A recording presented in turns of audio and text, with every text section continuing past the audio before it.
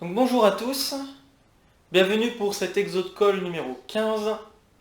Et aujourd'hui nous allons attaquer l'exercice suivant, exercice de combinatoire. On a un entier n non nul. Bon, à vrai dire, je pourrais le prendre nul. Pour réflexion. Hop. Donc soit un n un entier naturel, soit bn le nombre de partitions. Ouais, oui, bon, vous allez comprendre pourquoi je peux prendre n naturel. Mais bon. Donc soit bn le nombre de partitions de l'ensemble 1n. Et on demande de démontrer la relation de récurrence suivante.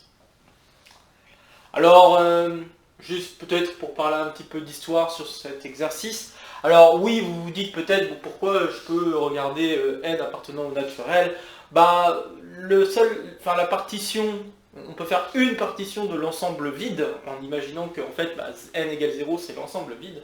On ne pourrait faire qu'une seule partition de l'ensemble vide, c'est juste prendre l'ensemble vide. Donc, quand je prends n appartenant au naturel, je peux poser b0 comme étant égal à 1.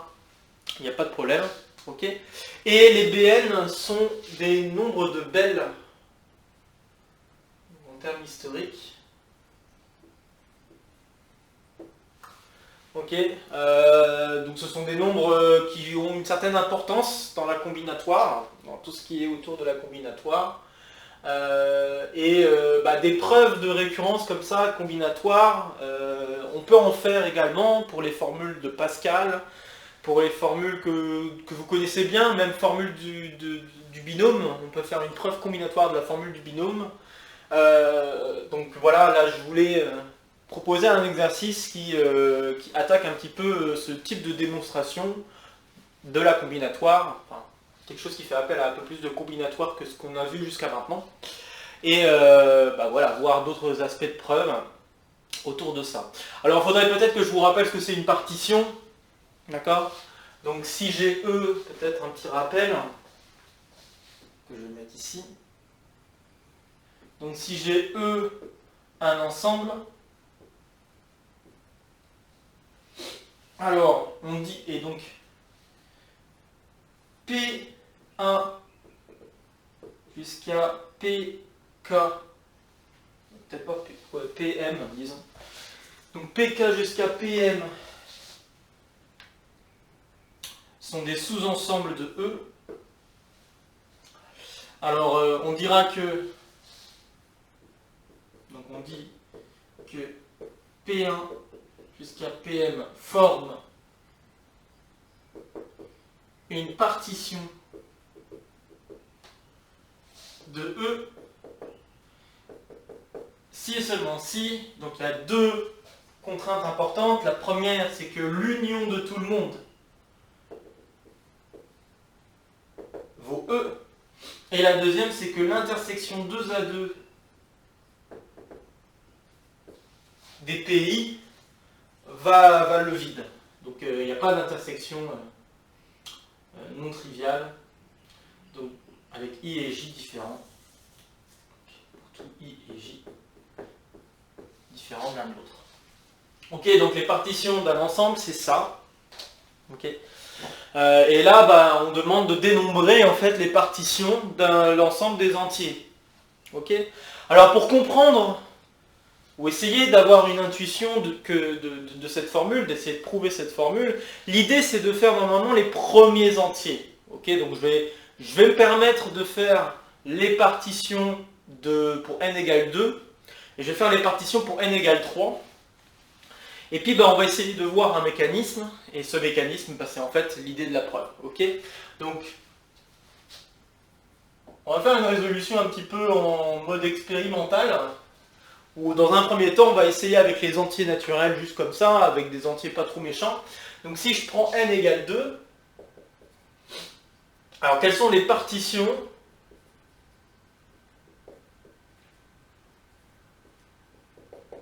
de 1, 2? N'hésitez pas à faire une pause si vous voulez essayer de trouver les partitions, le faire avant que je le fasse. Bon, alors je suis parti. Donc les partitions de 1, 2, il n'y en a pas beaucoup, il n'y en a que 2. Et les deux partitions de 1, 2 sont soit je sépare 1 et 2, ou alors je peux prendre tout ensemble en une seule partie. Ok. Donc voilà. Donc là, ça fait deux partitions, hein, il n'y en a pas d'autres. Puisque j'ai oublié de dire autre chose, c'est que les pays sont non vides. Et je l'ajoute maintenant. D'accord. Donc les ensembles que l'on prend dans E ne doivent pas être vides pour former notre partition. Donc là, voilà, nos partitions. Donc B2 égale 2. Donc B1 égale 1, je pense que vous l'auriez compris. Il n'y a pas besoin de le faire. Maintenant, je vais faire n égale 3. Alors, si je fais n égale 3, quelles sont les différentes partitions? Donc là, je vous ai un peu spoilé le nombre de partitions qu'il va y avoir. Donc, quelles sont les partitions de 1, de 3? Eh bien, on peut tout séparer.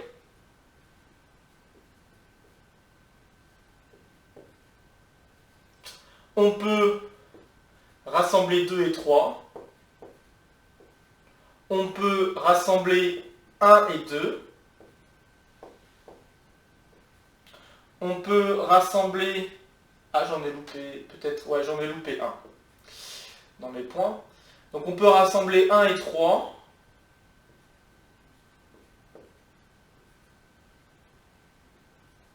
Et on peut rassembler tout le monde. Ok. Donc là, ça nous dit que B3... Je pense que j'ai pas fait de bêtises. Ça nous dit que B3 égale... donc 1, 2, 3... Ah oui, c'est moi qui ai mal placé mes points. Donc oui, il y en a bien 5. C'est juste moi qui ai mal placé mes points. Donc B3 égale 5. Ok. Bon, alors si on fait un peu plus attention au mécanisme, si vous remarquez comment j'ai ordonné mes partitions, vous devez remarquer qu'il y a des partitions pour lesquelles j'ai pris 1. Donc j'ai pris un début de partition de l'ensemble. Donc, c'est-à-dire, qu'est-ce que j'ai pris en fait? J'ai dit, je pose, disons que je prends 1, je mets un marquage sur 1, donc je vais l'entourer 1 à chaque fois. Et puis je dis, combien d'éléments je rassemble avec 1? Donc, combien d'éléments je rassemble avec 1? Là, dans le premier cas, je l'ai rassemblé avec personne d'autre. D'accord? Dans le deuxième, pareil. Dans ces deux cas, je l'ai rassemblé avec un autre élément. Et dans le dernier cas, je l'ai rassemblé avec 2 éléments. Ok? Ça, c'est la première chose. Et ensuite, qu'est-ce que je fais avec le reste? Le reste, je fais une partition. Donc, si vous regardez bien, là, j'ai pris d'abord 1, puis ensuite, j'ai fait, là, les deux cas que vous voyez, c'est en fait les deux partitions possibles de ce qui me reste. 2, 3. Là, c'est pareil. Une fois que j'ai pris 1, alors quand je dis que je veux en prendre un deuxième, il faut que je fasse le choix de prendre le deuxième élément. Donc imaginons que le deuxième élément c'était juste 2. Bon après il faut que je fasse une partition de 3, de l'ensemble juste formé par 3. Il n'y en a pas 36, il n'y en a qu'un seul. Et la seule partition c'est celle-ci. Ok? Et puis pareil, si je prends 1, 3, la seule partition de 2 qui va rester, c'est 2.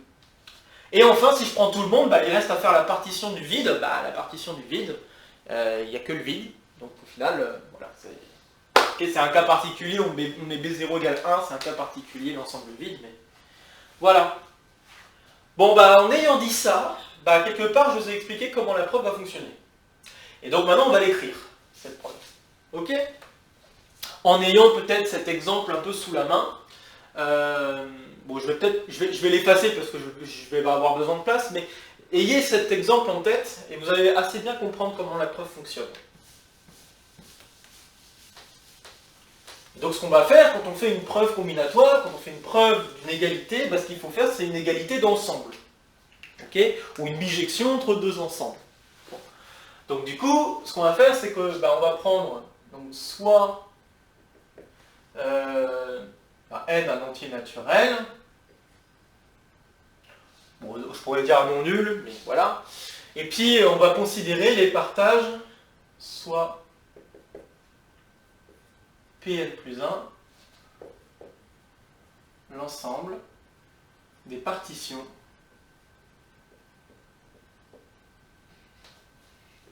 de 1 n plus 1. Et puis on va faire un peu la même technique que ce que j'ai expliqué. La seule différence, c'est qu'au lieu de prendre 1, je vais plutôt prendre n plus 1, comme ça, il n'y a pas de souci avec ce qu'on va dire par la suite. Mais à vrai dire, je pourrais le faire avec 1, donc je pense que ça ne changerait pas grand-chose. Donc je vais prendre 1. Allez.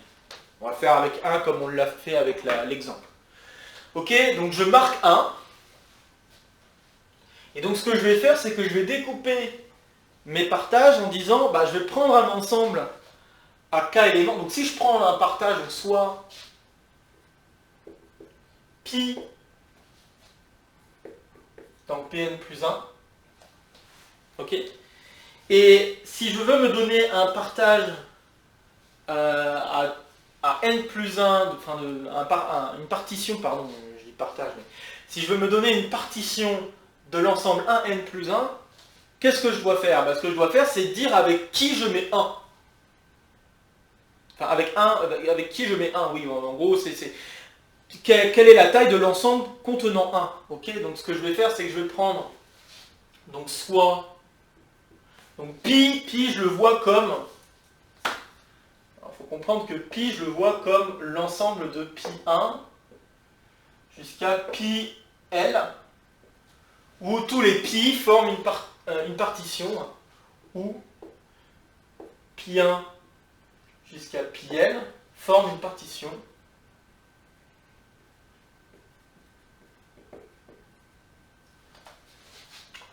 de l'ensemble 1 n plus 1. Ok. Alors, comme tous les ensembles sont non vides et forment une partition, je sais que 1 appartient à l'un d'entre eux. Quitte à échanger les étiquettes, ce que je vais dire, c'est que je vais prendre 1 donc, dans pi 1, donc soit 1 dans pi 1. Ok. Et ce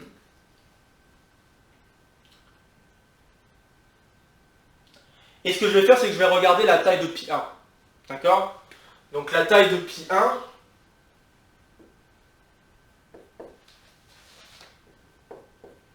je vais la noter k. Donc k, c'est un entier naturel non nul. Ok? Alors ce que je peux remarquer, c'est que ce qui me reste, pi 2 jusqu'à pi n, forme une partition de 1 n plus 1 moins pi 1. Autrement dit, partition d'un ensemble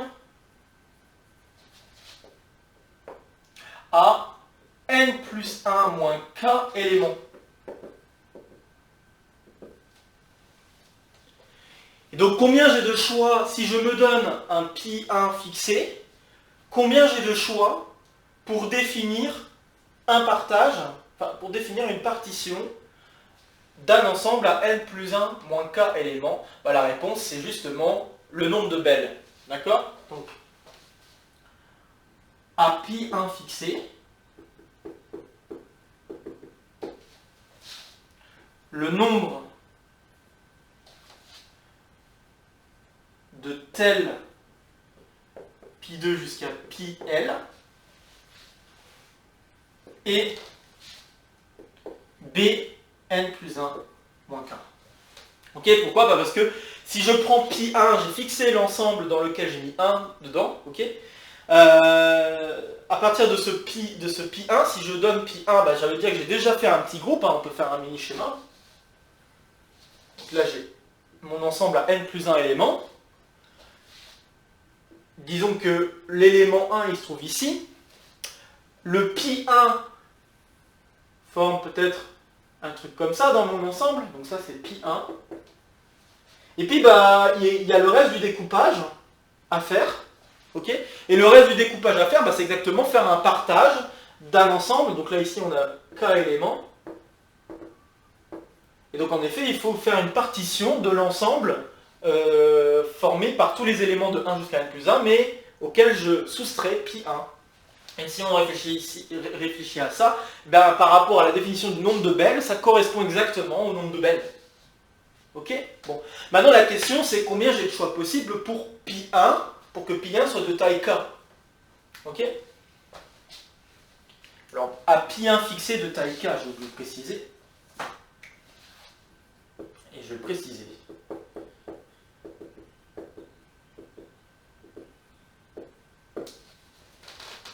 Ok? Et maintenant, combien j'ai de choix pour pi1? Donc, bah, pi1, je dois choisir k éléments parmi... Alors, pour définir pi1,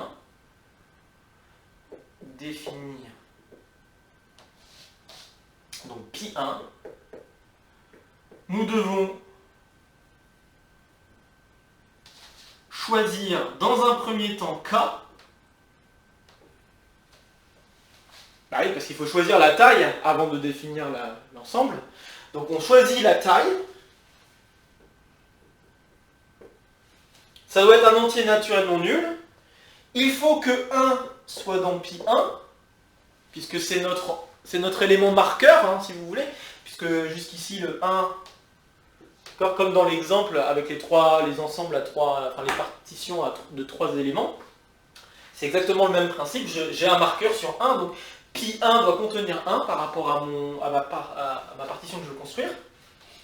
Donc pi1 contient 1, et bah, il me reste à choisir, donc on doit choisir 1, puis après il faut choisir, reste à choisir k-1 éléments parmi bah, ce qui reste, c'est-à-dire parmi les n.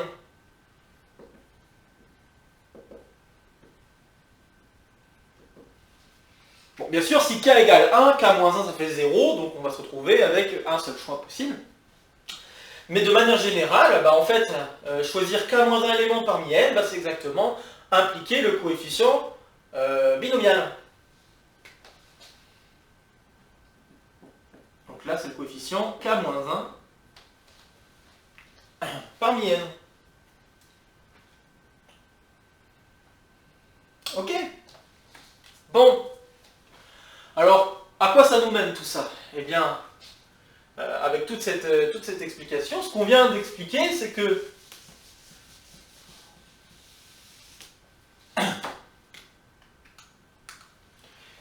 à partir de pi1, d'un ensemble pi1 et d'un partage,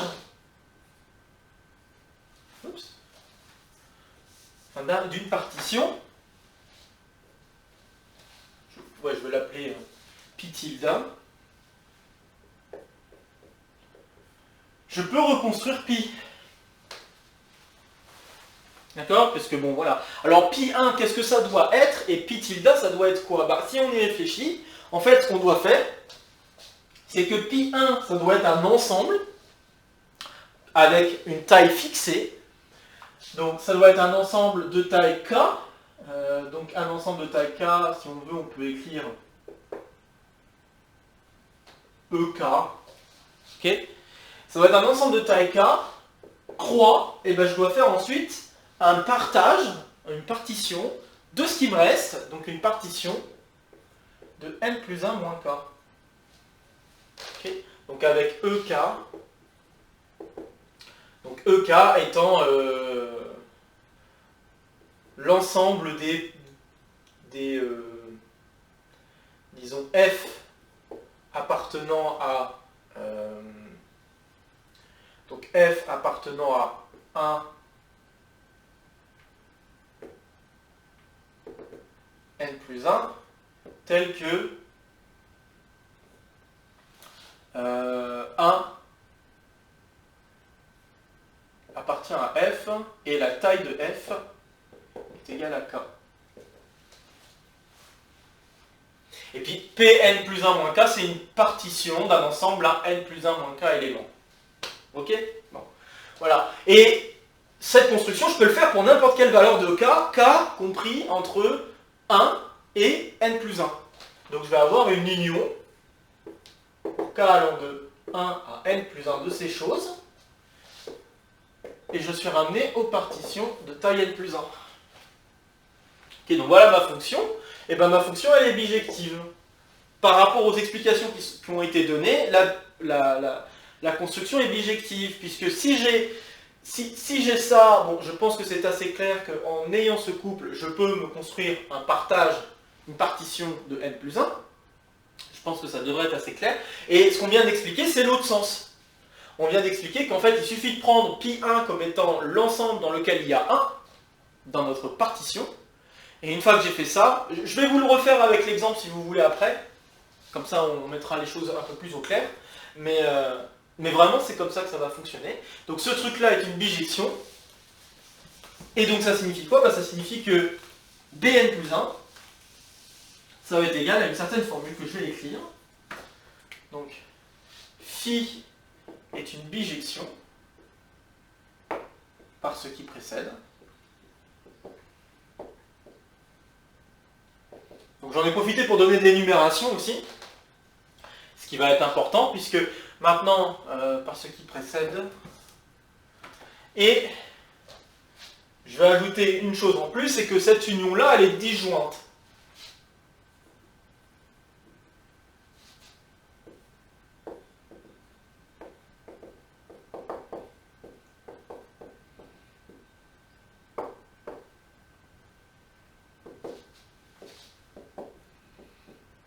Donc cette union, en plus, elle est disjointe. Alors pourquoi elle est disjointe? Parce que si vous regardez tous les partages que vous faites, dans un premier temps, vous prenez la taille du partage de 1, et si vous réfléchissez, suivant la taille et le partage de 1 que vous choisissez, à partir du moment où vous choisissez le partage de 1, vous êtes en train de découper, il est impossible que vous retombiez sur le même, si vous faites le tour de tous les partages n plus 1 moins k, il est impossible que vous retombiez sur le même partage si vous changez la taille de pi 1. Donc si vous changez la taille de pi 1, donc je ne sais pas si vous prenez une taille 1 ou une taille 2 par exemple, donc taille 1 ça veut dire que vous prenez juste 1. Si vous faites tous les partages où l'ensemble pi 1 n'est formé que de l'élément 1, vous ne tomberez, si vous regardez ensuite les partages où vous prenez l'ensemble 1, 2, il sera impossible que vous retombiez sur le partage de départ où il n'y avait que 1. Ok? Donc c'est en cela que l'union est disjointe. Donc ainsi, on conclut que Bn plus 1, qui est donc le cardinal de Pn plus 1, c'est égal à la somme pour k allant de 1 jusqu'à n plus 1 de la taille de EK fois la taille de Pn plus 1 moins k.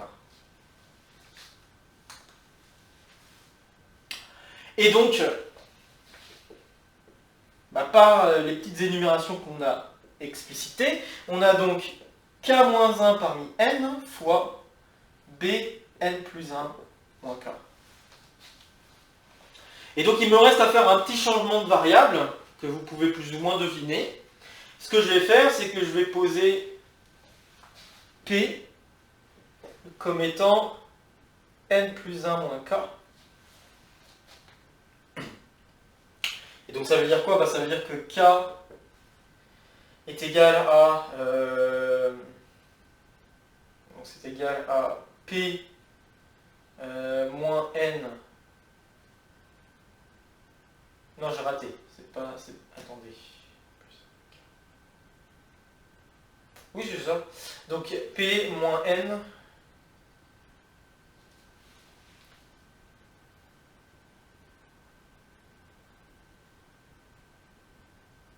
Est-ce que j'ai fait la bonne... Ah oui, non, évidemment, oui. D'accord, ok, c'est bon, je crois que je l'ai. Donc ce qui s'est passé, c'est... Donc là, je mets... Donc ce que je vais obtenir, c'est que k est égal à n plus 1 moins P. Voilà. Donc c'est ma faute. Ok.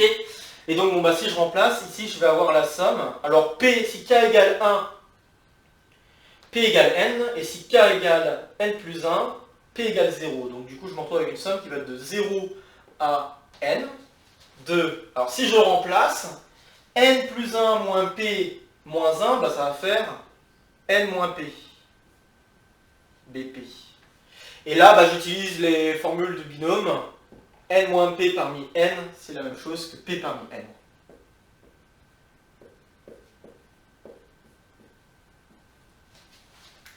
Et voilà la preuve de la récurrence faite.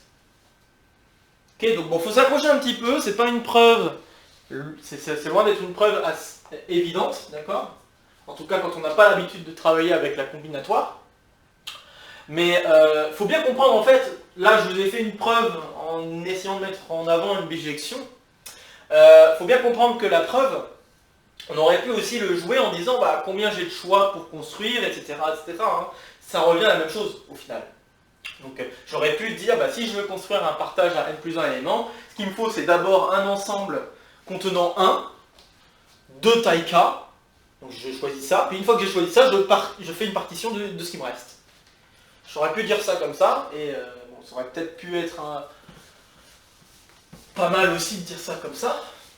Alors maintenant je vais le refaire en vous donnant, je vais le réexpliquer en vous redonnant un exemple, en passant des partages. Là j'ai pas fait, mais je vais le faire maintenant, je vais faire les partages à 4 éléments. Ok.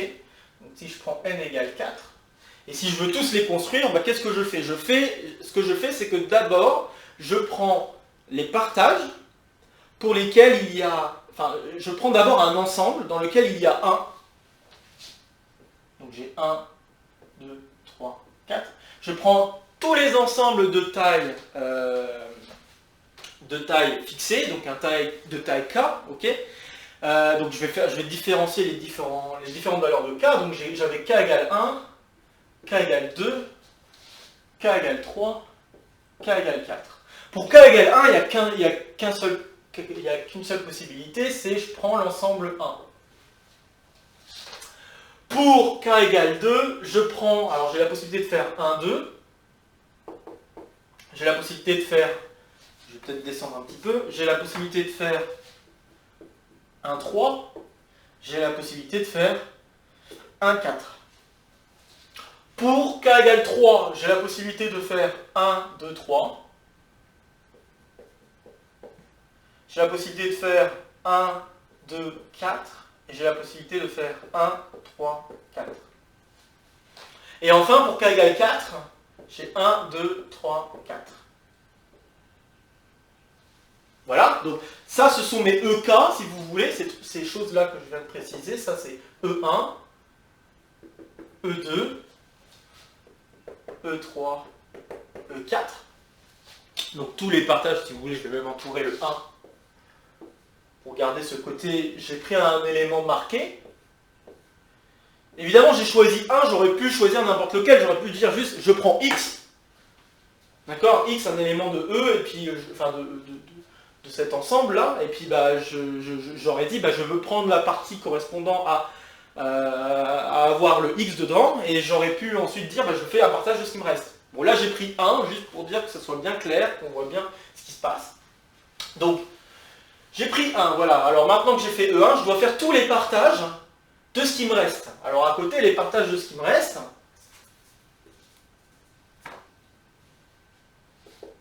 Donc de côté, les partages qui me restent, bah, j'ai la possibilité de faire 2, 3, 4. Je peux faire 2, 3, 4. Je peux faire 2, 4, 3. Je peux faire 2, 3, 4. Alors j'en ai oublié un, je crois. Ouais. J'ai oublié 2. Ça serait bien de les mettre dans le bon ordre. Donc j'ai oublié 2, 3, 4. Il y a 2, 3, 4. Il y a 2, 4, 3. Et il y a 2, 3, 4. Vous voyez, et donc du coup, bah, là pour compter, vous voyez que vous devez faire ça fois ça. Hein. Donc là vous en avez 5 possibilités. Maintenant, si je regarde les possibilités que nous avons ici, bah, ici je dois faire tous les partages de taille 2. Donc avec 3, 4, bah, j'ai 3, 4, mais j'ai aussi 3, 4. Ici j'ai 2, 4, mais j'ai aussi... Oups, il faut que je les fasse d'abord séparer, juste pour que ça soit à peu près ordonné, qu'on comprenne bien ce qui se passe. 2, 4. Et puis ici, je peux faire 2, 3. Donc 2, 3 séparés. Ou je peux faire aussi 2, 3 ensemble. Ensuite, ici, bah, je dois faire les partages à un seul élément. Donc là, il n'y a pas beaucoup de choix. J'ai 4, 3, et puis 2. Et enfin, le dernier, je dois faire vide. Et vous voyez qu'on retrouve bien la bijection expliquée. Ok, on retrouve vraiment bien la bijection expliquée. On comprend mieux maintenant la construction des parties d'un ensemble à n plus 1 élément par rapport aux parties d'un ensemble à n éléments. On peut même y voir un algorithme. Tout à fait, on peut y voir un algorithme. C'est tout à fait vrai. Cet algorithme est peut-être plus adapté si on ajoutait 4 plutôt, si on marquait 4 plutôt que marquer 1. Mais le raisonnement est vraiment le même, donc voilà. Donc voilà ce qu'il en est pour les nombres de Bell. Alors après, je peux vous parler juste d'un petit truc rigolo. En fait, on peut aller un peu plus loin et essayer de donner une expression explicite des nombres de Bell. Sauf que cette expression explicite, elle n'est pas si explicite que ça. Elle va être assez moche, faut le dire. Et je vais vous la donner, cette expression. Je vais vous l'écrire, et vous allez être peut-être un peu surpris. Donc il se trouve que Bn, c'est égal à 1 sur E, fois la somme pour k allant de 0 à l'infini, de k puissance n sur k factoriel. Il se trouve qu'on peut montrer que les nombres de Bell sont égales à ces séries-là. Ok. Et donc ça doit être assez surprenant, parce que là on a des nombres... Quand on voit cette expression, quand on voit cette expression, on a du mal à voir en quoi, pour n'importe quel n, on est sûr que ça va donner un nombre entier. Un nombre entier naturel, c'est quand même assez fort. Alors pour montrer cette expression, alors maintenant que je vous l'ai donné, vous pouvez chercher à le montrer par récurrence. Mais si je ne vous l'avais pas donné, un moyen de le faire, c'est d'utiliser les séries génératrices. D'accord ? Donc les séries génératrices, pour rappel, donc là pour le cadre de la fonction, pour le cadre de la suite de Bell, ça voudrait dire que je dois faire b de x égale la somme des bn sur n factoriel fois x puissance n. Donc je fais une série entière à partir des éléments de la suite, une série entière comme ceci, donc c'est ce qu'on appelle la série génératrice de la suite. Ok ? Et puis cette série génératrice, je vais la dériver. Alors là, je vous laisse vraiment faire un peu plus par vous-même, je ne vais pas faire les détails, je vais laisse le faire par vous-même. Si vous dérivez b et que vous réécrivez ce qui se passe, eh bien vous allez voir que b' de x, ça va être exponentielle de x fois b de x. Et donc ça veut dire que b satisfait à une certaine équation différentielle, et ça nous dit même ce que va valoir b. Alors après avoir vu le cas, ce qui se passe en 0, et bien une fois qu'on a vu ça, on a que b de x est égal à e de x moins 1. Ça va être ça, notre fonction génératrice pour la suite des nombres de Bell. Et grâce à cette fonction génératrice, qu'est-ce que je fais pour ensuite déterminer les valeurs de Bn ? Ce que je fais, c'est que je fais le développement en série entière de ce truc-là. Et une fois que j'ai le développement en série entière de ce truc-là, je fais coïncider les coefficients devant chaque puissance de x. Et normalement, vous devriez avoir en tête que deux séries entières sont égales si et seulement si les coefficients de chaque puissance de x sont égales. Donc voilà. Voilà, ça c'était juste pour dire 2-3 mots là-dessus. Je vous laisse essayer de faire ça de l'autre côté, c'est plutôt un exercice sympa aussi à faire.